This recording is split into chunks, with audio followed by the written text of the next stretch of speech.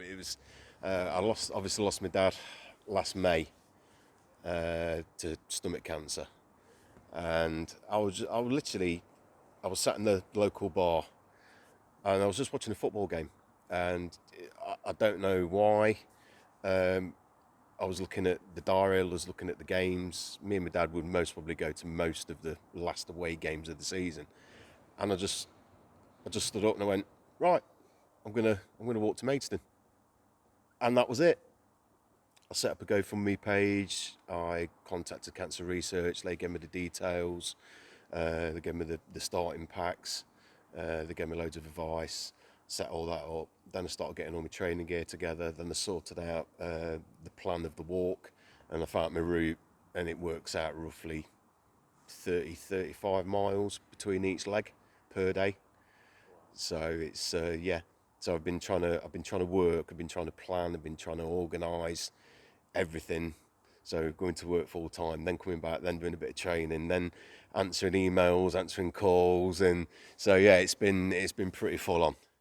Bizarre as it sounds, it's my dad's actually going with. I've got my dad's ashes still. The plan is my dad's going to come with me. He's going to be in my rucksack. That's why I named the actual fundraiser me and my dad's last journey. So me and my dad's going to have a 160-mile last journey together. And then when I come back, hopefully, I want to bury the remaining ashes at Notts County Ground in front of the Cop. So then I can actually put him to rest. And I knew he'd love it being here. So I'm no expert on 160-mile long-distance walking. So I've basically technically winged it, and I've just literally I've tried to work it out as I've been going. So I've had a 2-litre hydro pack in my rucksack, protein shakes, cereal bars, bananas, oranges, boiled eggs. I've got power packs for all my stuff. So I've got to think that if I'm taking 2 phones with me, because if one goes, I've got another one. Then I've got to take a power pack. Then I've got to take all the charges to power all these things up. So that's something else I've got to bear in mind. Then obviously all the numbers. I've got a medical kit. I've got tape for my legs because I have suffered with shin splints as well. So I've got this specialised tape that I can put on if I need to. Because I've also got to think that I've got to walk to Maidstone with one pack. I haven't got a support car. I haven't got a support crew. I've got nobody following me. Everything I've got to have carrying. So when I first start to walk, it's going to be a heavy backpack. The training's given me a few insights of to how tough this thing's going to be. Yeah, I've done a few 20-mile pluses, and I've done some mountain climbing and some really long hilly mountain walks, 20 plus miles. And yeah, my body and my legs and my feet are hurting. And what I've got to remember is I've got to do 30 plus miles a day for 5 days on the bounce. And that's the thing that I've not done yet. And I've got to start trying to do longer walks over days. But it's quite difficult when you're working full time as well. And you've only got Saturday to Sunday. So it's, yeah, just trying to find the time.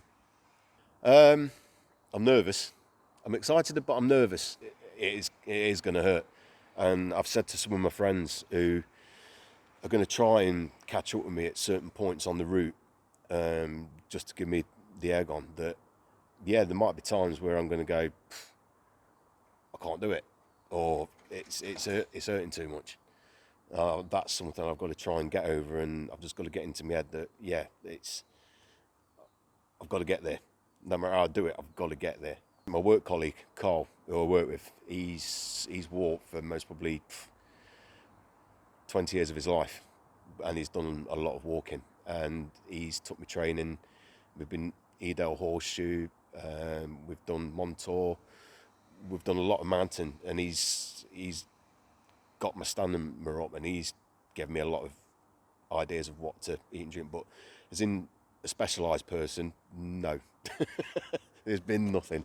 I've got no foot specialist. Oh, I might have actually. There's a guy that's given me a number for somebody, but yeah, dietitians, no. nothing. No sports therapists, no massages, nothing. No, it's just literally backpack and walk. If something goes really badly wrong, no, I'm going to have to work that out as I go. The Man City game. Man City game was one of the best that I remember me and my dad.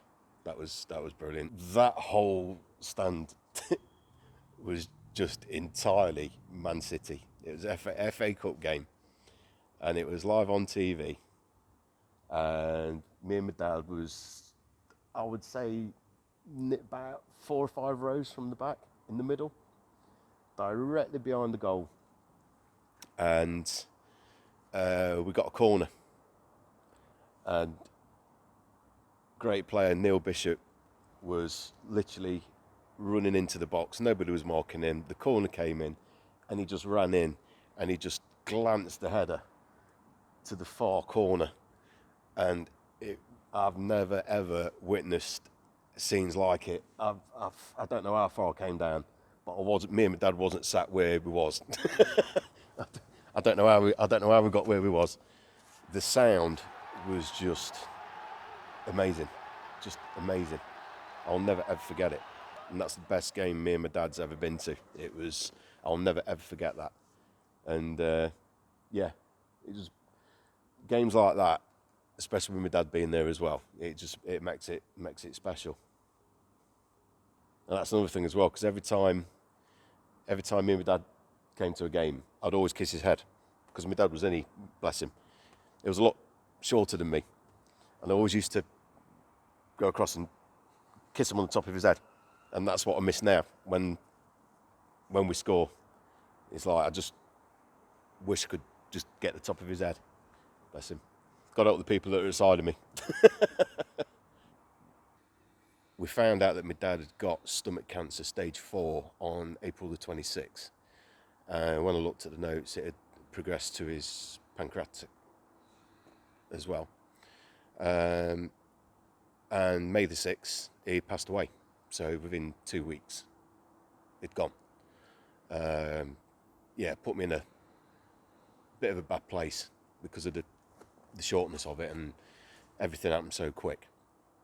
But that's one of the reasons why I'm so determined that I'm going to make this work, because I want to get it out there. And you can do a lot of things for Cancer UK, but I wanted to make it specific for that reason, because it was not nice. It was frightening how quick it can change somebody. So if I can make a little bit of difference for somebody else not having to go through what I went through, yeah, it'd be brilliant. Be worth every single mile, 160 of them to be precise. Yeah, it's still hard. It's still hard. I still cry. Yeah, but I'm hoping this will be the final bit. This will be the final bit, all being well, and then it will just be good thoughts, and me and my dad will enjoy this last journey together.